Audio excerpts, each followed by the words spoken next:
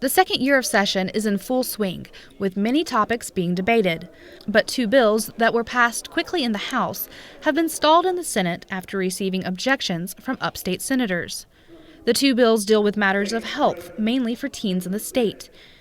One is amending the Comprehensive Health Act to make sure sex education taught in public schools is up to date and medically accurate.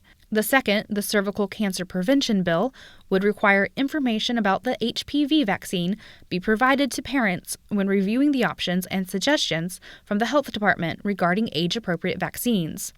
Advocates for the bills feel strongly that these issues regarding teen health are important. All we're trying to do now is make sure that the information's updated and accurate, make sure that schools are held accountable for teaching the information, and make sure that teachers are trained. Quite frankly, I don't see much controversy in any of those things, but some does exist in our Senate.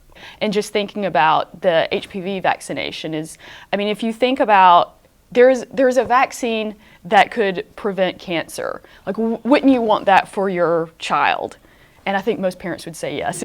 But the senators who placed the objection on the bills have strongly different opinions. I think we opened it up without good reason at the peril of the bill and at the real danger that would affect the kids. I have a lot of questions. If you look at Japan and France, there's been a lot of side effects. We've had some side effects here in this country. And I'm really concerned about public policy being the state being a marketing arm for a pharmaceutical company. An objection can be placed on a proposed bill in the Senate by any senator. The motion basically holds the bill, pushing it down to the lower list of priorities, and is a common practice when lawmakers need more time to review the bill or disagree with it. We wanted a bill that would pass. And so initially when a version of this bill was introduced that would mandate the vaccine, there was a lot of concern. A lot of people are anti-vaccination, and so we took a look at what could do the most good. If this is what's holding us back, at least we can compromise on this bill and get the information, and parents can make that decision for themselves.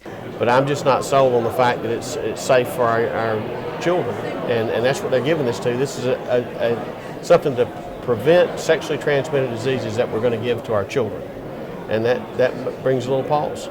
When it comes to the issue of the sex education bill, Senator Fair says there's no need to reopen the comprehensive health law that originated in the 1980s.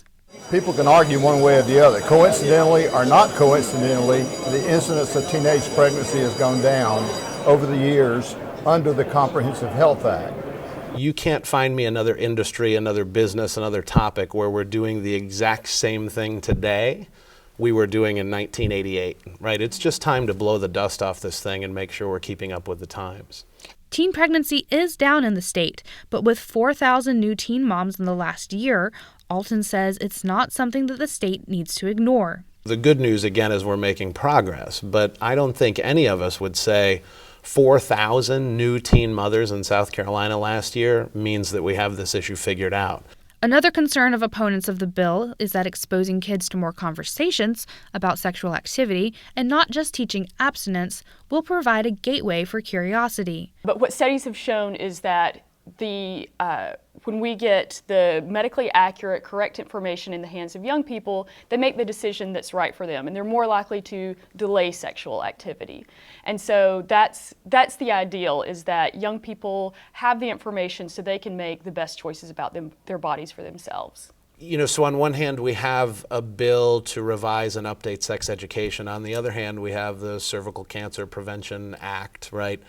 In both of these cases, there are single senators who are holding up these bills because of personal objections. At a minimum, I would think we would let these bills get to the Senate floor and let the entire body debate their relevance and take an up or down vote on if these issues should move. Instead, because of procedural issues, we have single senators in each case holding up the bills, holding up medically accurate information and holding up a vaccine that prevents cancer. Let's just take them to the floor. Let's have an up or down vote, and let's see what the body says. But as long as the objections remain on the bills, sex education and health information for teens will remain the same in South Carolina. For Palmetto Scene, I'm Kate Blackwell.